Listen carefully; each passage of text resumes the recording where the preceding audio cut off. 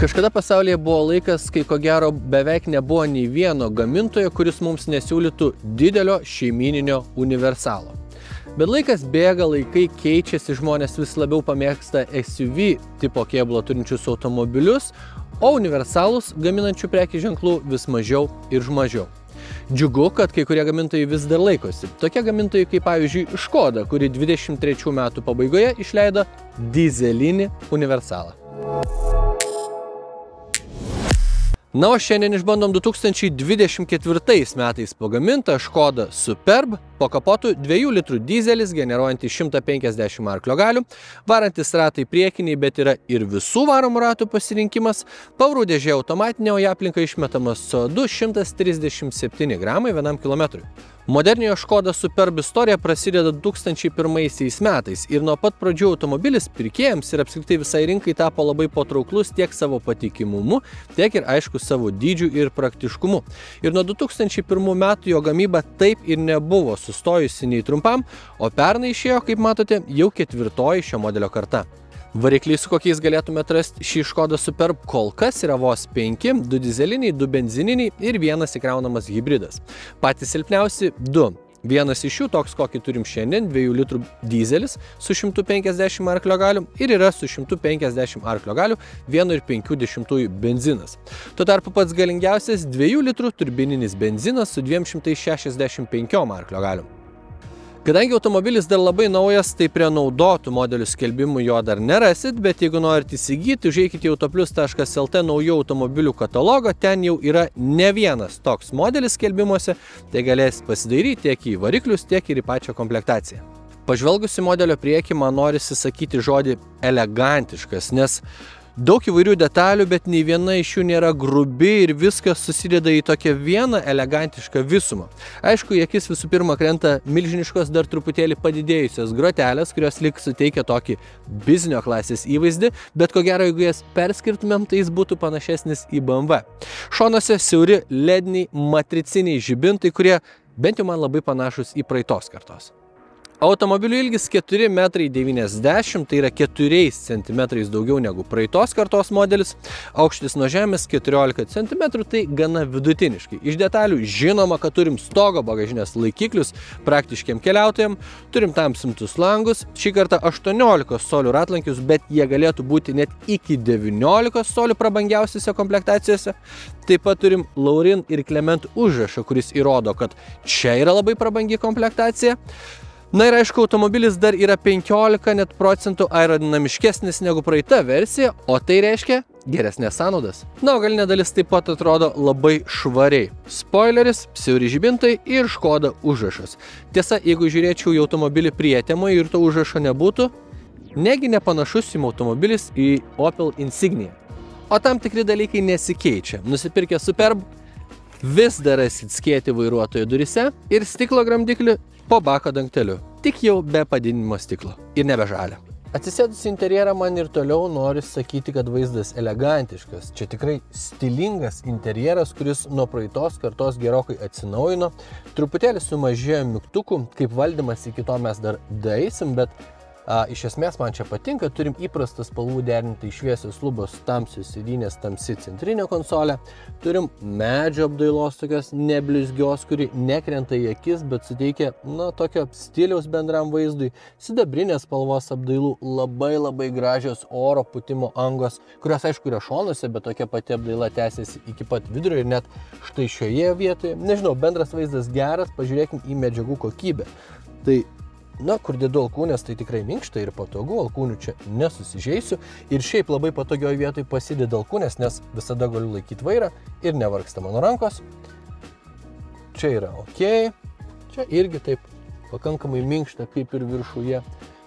Šita vieta jau kietesnė, tokia lyg nori truputį judėti. Na, aišku, čia plasmasės irgi jau kietokos. O per vidurį viskas labai gerai. Serinės dar viena maloni automobilio vieta. Jos pakankamai minkštos, iš tikrųjų gana plačios, tai galės patogiai atsėsti net didelis žmogus. Prilaiko tiek šonus, tiek ir mano kojas. Yra vieta pasidėti trupiniam, aišku, prasilgint kojom. Abi priekinės sėdynės yra šildomos, vėsinamos, valdomos elektra, turi atminti ir masažuoja. Ir atvirai pasakius, šiaip nemėgsta automobiliuose masažo, bet šį kartą jos tą daro gana neblogai. Šildomas ir galinės sėdynės. Nežinau, neturiu praktiškai kur kabinėtis prie automobilio sėdynių, jos man patinka, labai norėčiau jas pasiimti ir įsidėti į savo automobilį.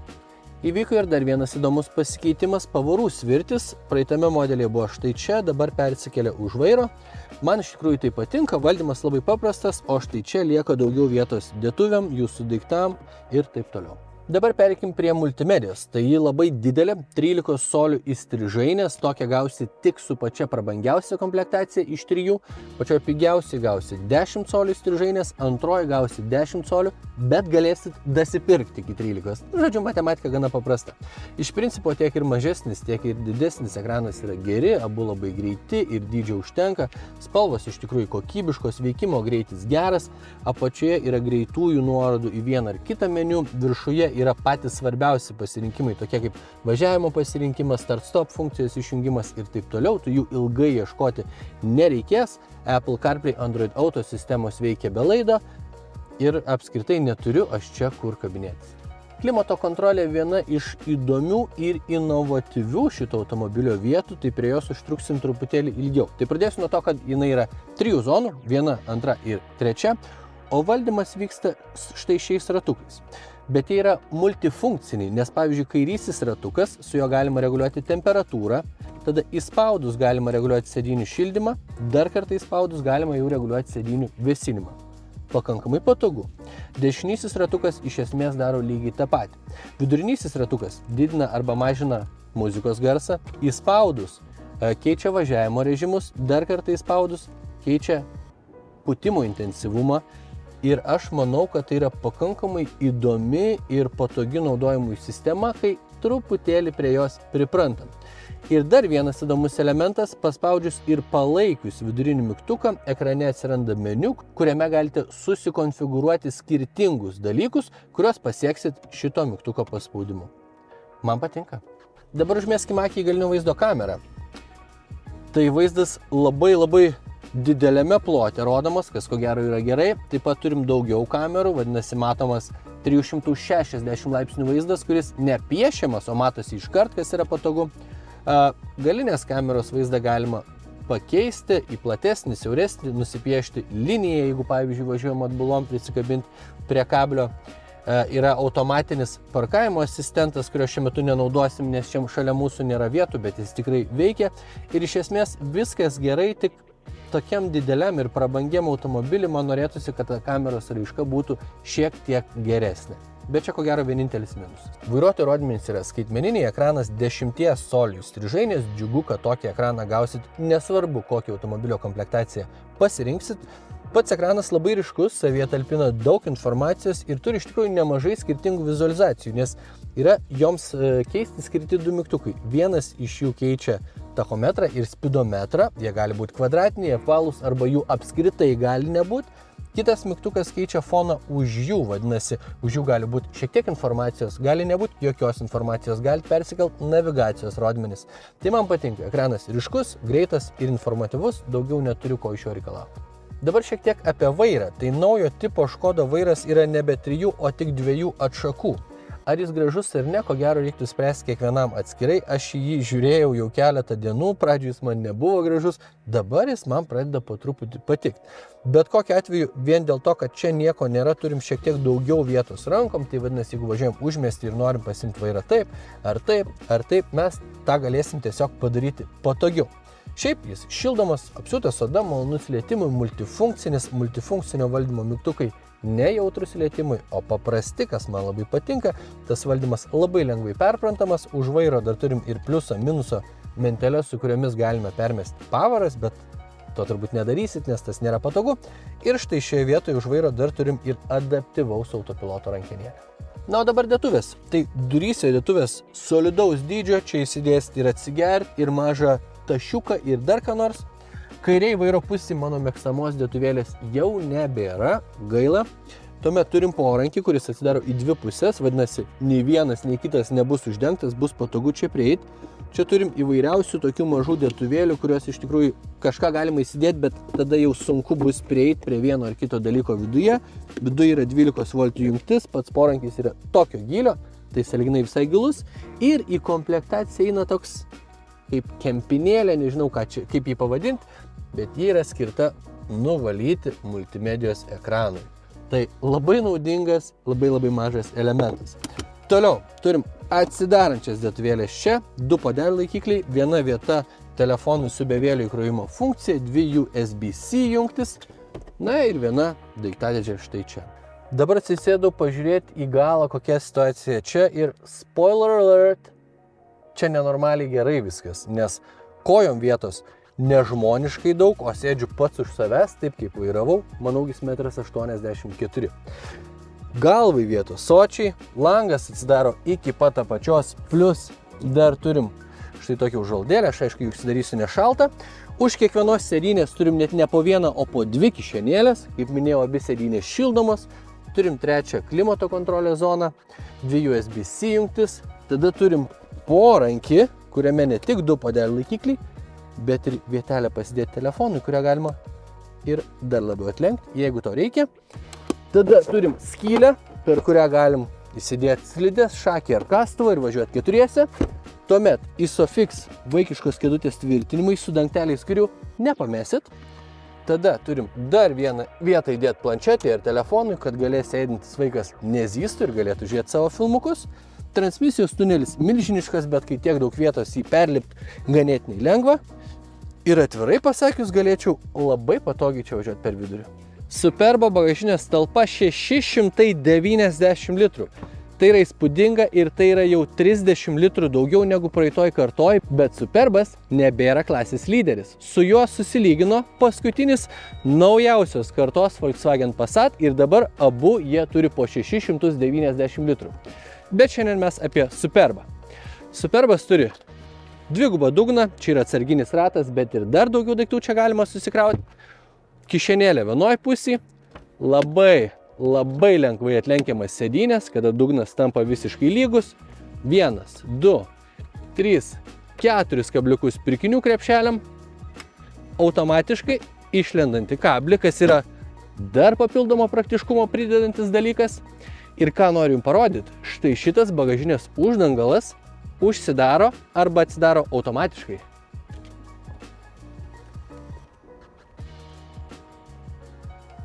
Tai dabar išvažiavam į kelią ir pradėkim nuo komforto. Visgi čia ir yra vienas pagrindinių šio automobilio darbų. Būt praktišku ir vežti mus komfortiškai.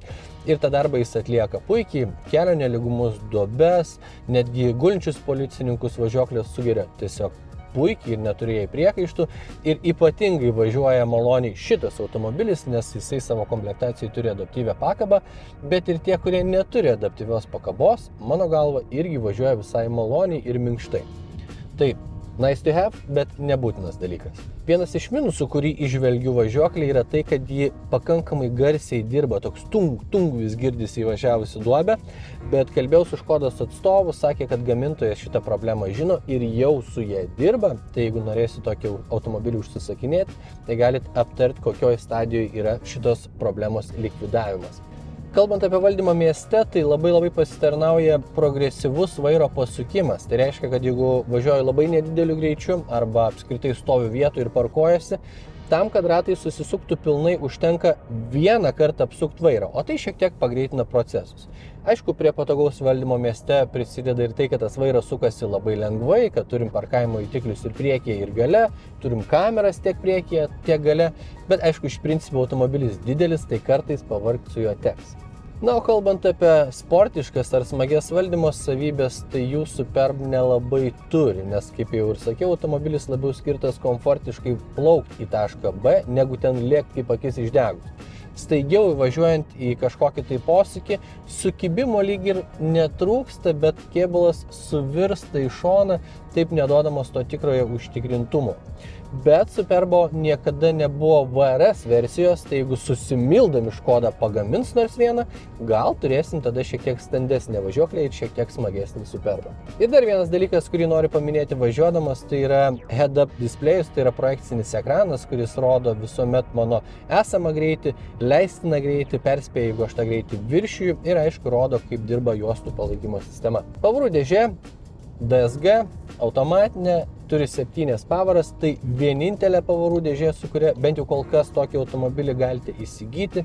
Man patinka, kaip jį veikia, į pavaras permeta švelniai tiek agresyviau akceleruojant, tiek važiuojant ramiai. Aišku, starto momentu tas yra nedidelis atsilikimas, su dizeliu jis bus šiek tiek didesnis, jeigu iškart dugnuosit vietoj, negu kad su benzinu būtų.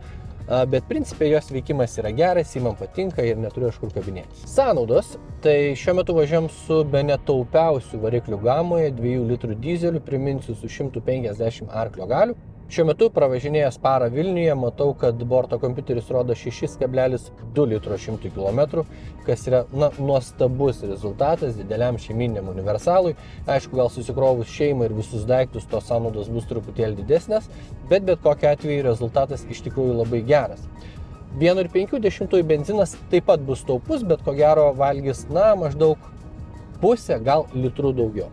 Matomumas yra dar viena vieta, kur aš labai patenkintas. Priekyje viskas labai puikiai matosi, netgi 13 colių strižainės multimedija šiek tiek išsikišusi, bet irgi neišsikišusi virš lango zonos.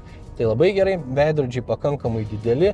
Gale, kadangi turim universalą, turim papildomus langelius, kurie suteikia dar daugiau matomumo, tai šitoj vietoj absoliučiai neturiu kur kabinėtis. O garso izoliacija nuo praeitos kartos tikrai pagerėjusi, vien atsidarius langą ir palietus pirštais jaučiu, kad langai priekyje yra dvigubi, kas yra labai gerai, bet padidinus greitį iki 90 iki 100 km/h girdisi šiek tiek ir padangų darbas, ir prasilenkimas su kitu automobiliu. Tai sakyčiau, garso izoliacija gera, bet toli gražu ne ideali.